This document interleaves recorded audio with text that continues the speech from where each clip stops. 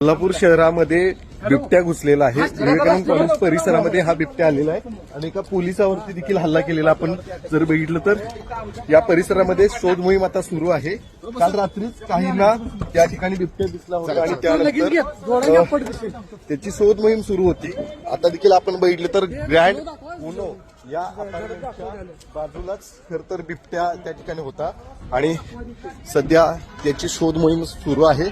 बिबट्या त्या ठिकाणी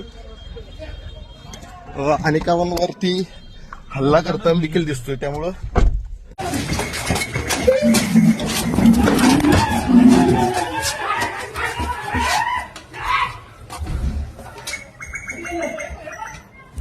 गेलं